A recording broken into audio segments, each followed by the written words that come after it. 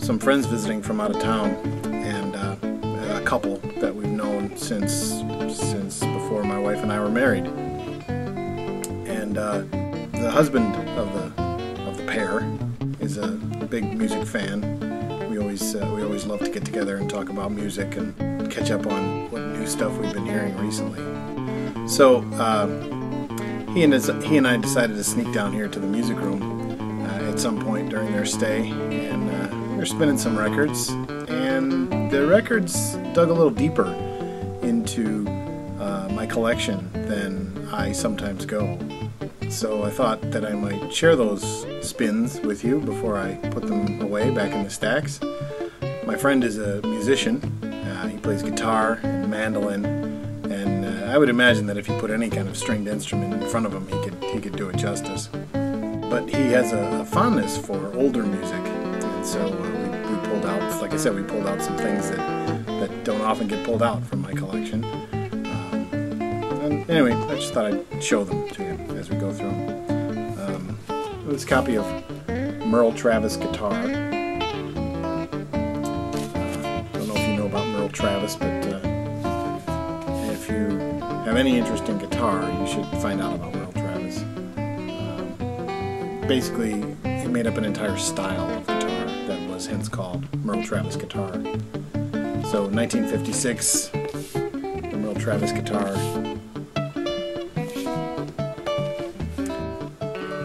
Another Merle Travis and Joe Maphis, both guitarists. Joe Maphis was reportedly the fastest guitar player alive at the time. Don't know how true that is, because this was recorded before I was born. Just shortly before I was born, but it was like 60 or 61, I think, on this one. So anyway, Joe Maphis and Merle Travis. This, this is a fairly old recording, but that's Joe Maphis there with his double neck guitar.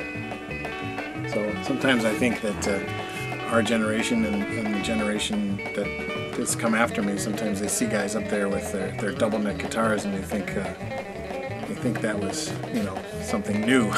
But this is 1960, 1961. There's Joe Maphis with a double neck guitar there. Pretty cool. Chester and Lester. Chester being Chet Atkins, Lester being Les Paul.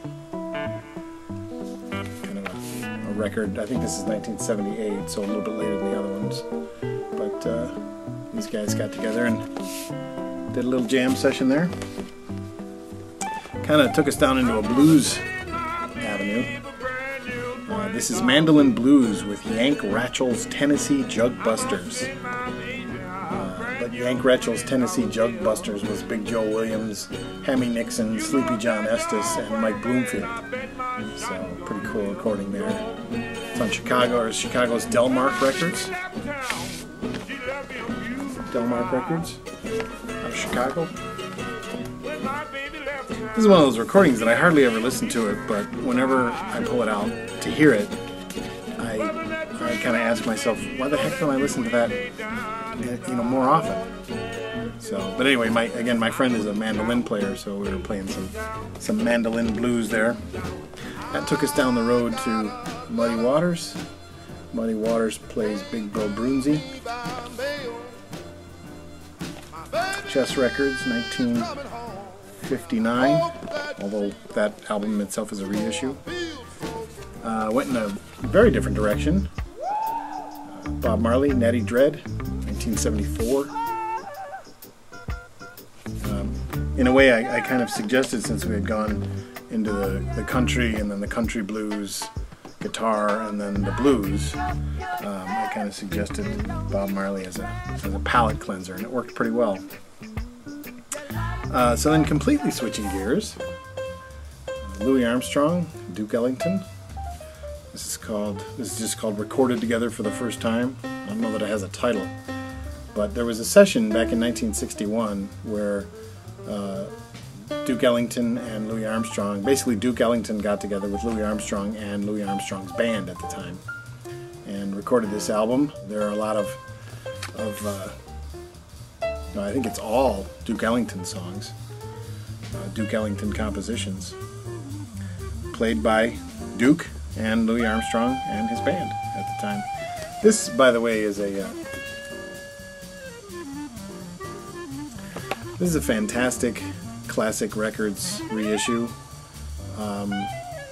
Basically, here I got the information right here. Transferred from 3-track session masters at Bernie Grundman Mastering using Classic Records all-tube cutting system, pressed on 200-gram SVP2 vinyl. So, it's a pretty special recording.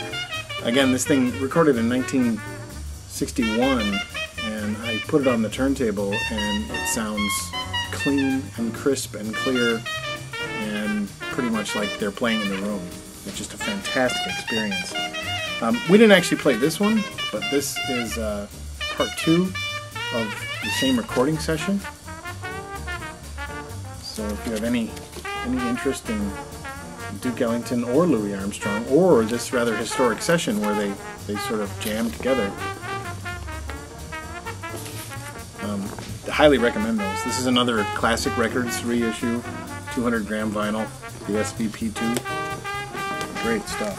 It sounds fantastic too. Ben Webster, Stormy Weather.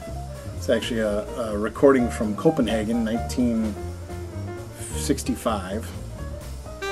So towards the end of Ben's career, but he's sounding as hot as ever on this. Just a fantastic recording on Black Lion Records.